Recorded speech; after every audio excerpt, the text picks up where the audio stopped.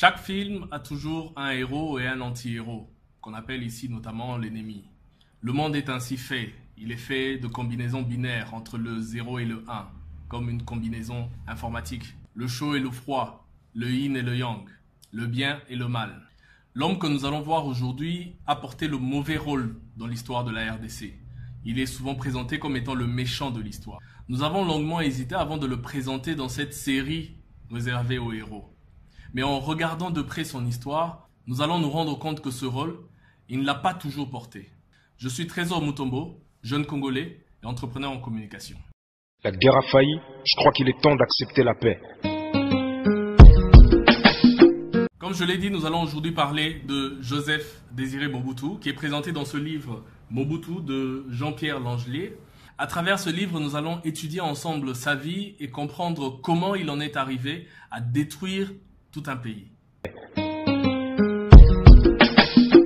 Dans ce livre, il y a énormément d'anecdotes et d'histoires sur la vie de Mobutu, avant même de devenir le grand homme politique que nous avons connu. Cette vie d'avant indépendance, nous allons la repartir en 4.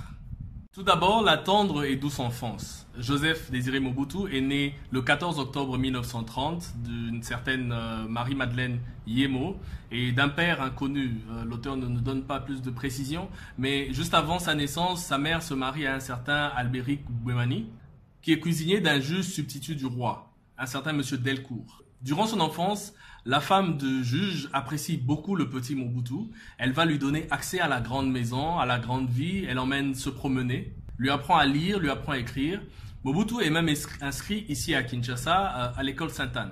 Bref, il goûte un peu durant les 7 premières années de sa vie à une vie de privilégié. Mais à l'âge de 7 ans, le juge est rappelé en Belgique. Et à l'âge de 8 ans, soit 1 an plus tard, son père adoptif meurt. Vient alors la deuxième phase de sa vie. Sa mère, qui n'a plus trop de choix, est obligée de repartir dans son village à Kawele. Ce coup dur va être ressenti par le petit Mobutu qui n'a que 8 ans et qui devient ainsi un peu rebelle. Il ne veut pas aller à l'école dans la brousse parce que déjà le niveau qu'il avait acquis à Léopoldville et dans d'autres villes qu'ils avaient visitées était très élevé. Il parle notamment couramment français alors que dans ses écoles on enseigne en dialecte. Il va donc avoir une adolescence difficile, pleine de querelles, de bagarres, de renvois d'école ou de fugues dans d'autres. Mais malgré ça, il garde une bonne base en français et un amour pour les lettres, en mémoire de Madame Delcourt. Dans une de ses multiples écoles qu'il fréquente, il est même nommé rédacteur en chef du journal de l'école, qui s'appelle Perspectives Laborieuses. Finalement, à l'âge de 19 ans, il n'a toujours pas fini ses études. Et comme c'était la règle à l'époque pour les enfants qui ont du mal avec l'école, il est condamné à faire l'école militaire. Il va alors y suivre une formation de secrétaire comptable dactylo. Et toujours cet amour pour les lettres. Après ces 3 ans d'école de formation, il va être affecté à Kinshasa.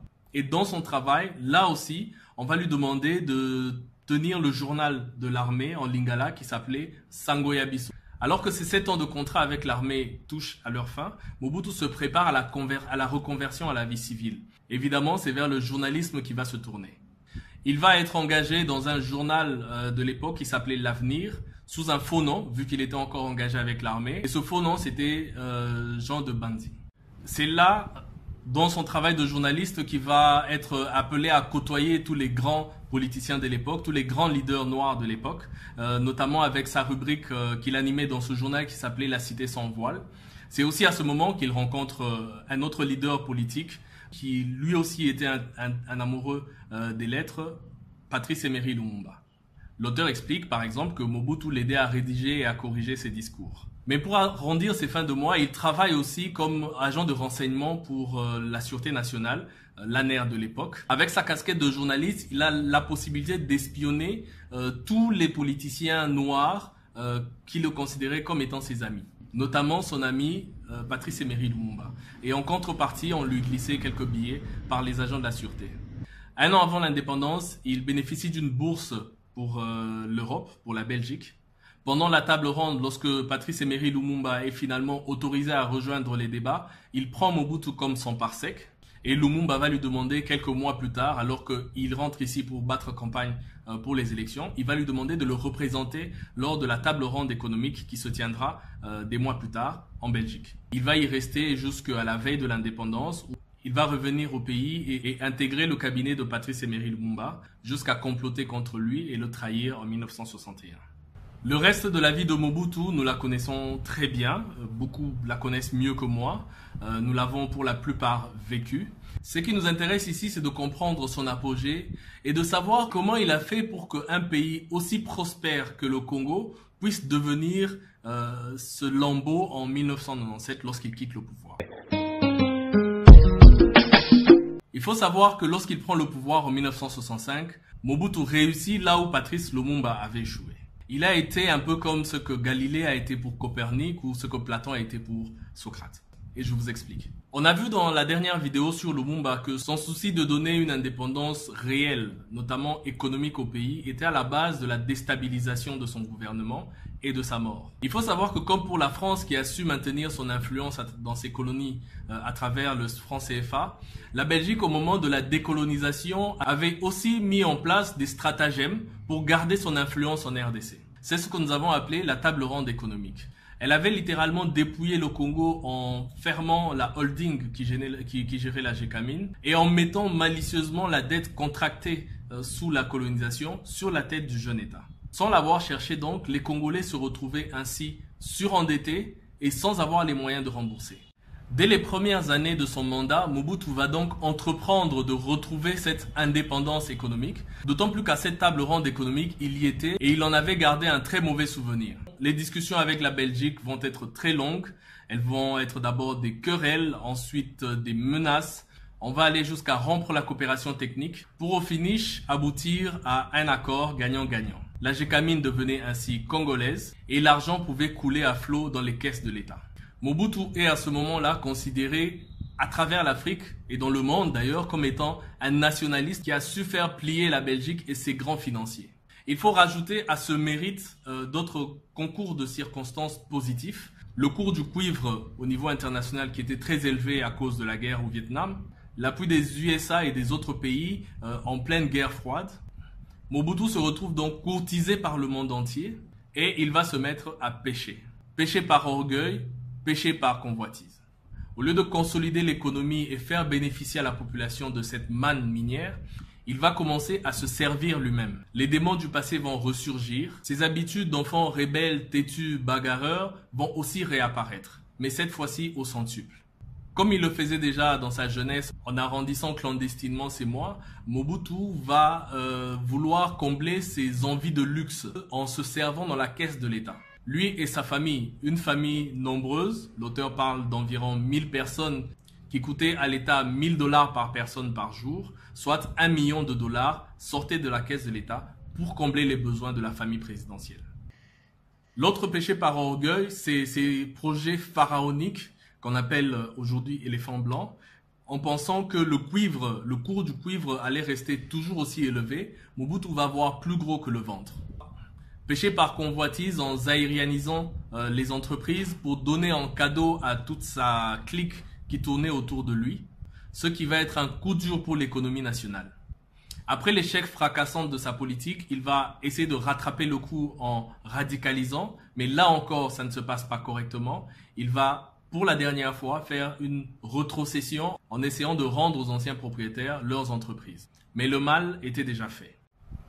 Lorsque les circonstances favorables changent de sens, le monde se réveille en se rendant compte que dans les caisses de l'État congolais, il n'y avait plus rien. On avait gaspillé tout ce qu'on avait et on s'était même surendetté. Nous voici sous le diktat des mêmes forces extérieures qu'on avait combattues avant, qui s'étaient alors regroupées sous le club de Paris pour les États et sous le club de Londres pour les banques. Et qui vont à partir des années 70 commencer à décider de la politique économique et financière du Congo, sous le contrôle du FMI. Mobutu deviendra un paria et plus personne ne va se bousculer pour venir investir au Congo. Évidemment, la première leçon, c'est cet orgueil et cette convoitise qui nous tient lorsque nous sommes au sommet de notre forme, lorsqu'on reçoit des distinctions de partout. On se met alors en tête qu'on est intouchable. Et pourtant, ces deux mots sont la base et la source de toute déchéance. On commence à voir plus gros que son ventre, sans se demander ce qu'on vaut réellement. Apprenons à garder les pieds sur terre et l'esprit froid pour agir dans le bon sens. L'autre leçon liée à la première, c'est la remise en question constante. Le succès ou la réussite est quelque chose d'éphémère. Ce n'est pas une fin en soi. Lorsque nous réussissons sur un projet, nous ne devons pas nous coucher sur nos lauriers en pensant que c'est fait. On n'a plus rien d'autre à prouver. Comme on l'a vu ces derniers jours sur les réseaux sociaux avec le phénomène cherchant l'argent, il ne suffit pas simplement de chercher. Il faut avoir la capacité de garder lorsqu'on en a. Et ça, c'est un challenge de chaque jour. Au-delà de ces deux leçons, il y a une troisième qui peut être résumée dans cette phrase qui dit que le pouvoir ne corrompt pas, il révèle juste notre vraie nature. Les mauvaises habitudes que nous entretenons, même à petite échelle, nous suivent et s'amplifient, surtout lorsqu'on a une parcelle de pouvoir. Des fois, nous nous disons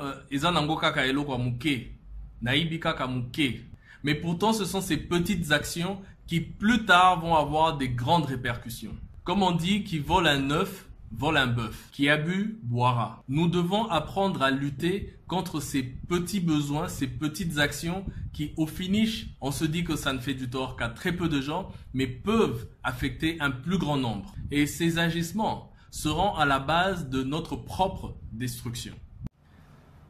Entre 1975 et 1997, Mobutu était devenu improductif et même contre-productif. Mais au lieu de s'arrêter, les besoins de son clan vont continuer à s'agrandir et endetter le pays.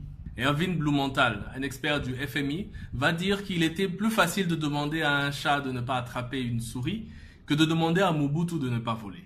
Durant cette longue et lente agonie de 22 ans, il ne lui restera que ces deux grands domaines d'expertise pour se maintenir. Premièrement, le parler, comme il avait appris à l'école de journalisme et communication. Il faisait des grands discours, haranguait les foules, faisait des bons diagnostics, mais au finish, il reproduisait exactement le contraire de ce qu'il venait de dire. Il était devenu l'homme des beaux slogans à entendre, mais qui n'agissait pas en conséquence. Nous avons eu des slogans comme les 10 fléaux, année de nettoyage, année de morale en hausse. Mais tout ça, aucun résultat.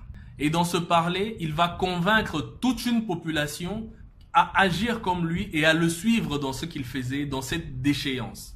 Ce qui a fait de plus de 50 millions de personnes des petits Mobutu. Le deuxième domaine d'expertise était la répression, comme il l'avait apprise durant ses années militaires. Plusieurs assassinats, massacres et arrestations ont été enregistrés durant cette période, surtout pour les gens qui s'attaquaient à lui. Merci, c'était là le résumé de ce livre, Mobutu, de Jean-Pierre Langelier. Nous allons dans d'autres vidéos aller plus en profondeur sur certains aspects de son mandat. Mais pour aujourd'hui, nous avions voulu présenter son apogée, comment il a fait pour y arriver et comment il a fait pour en être déchu et nous amener avec lui dans sa chute. Merci beaucoup de nous avoir suivis. La semaine prochaine, nous allons parler de Laurent-Désiré Kabila dans ce livre. C'est un essai biographique sur Laurent-Désiré Kabila de Eric Ken. Nous allons voir ensemble si vraiment Laurent-Désiré Kabila était un héros national ou pas. N'oubliez pas de nous laisser vos commentaires, vos likes et de partager cette page si vous avez aimé. Merci, à la prochaine. Mboko yo Congo,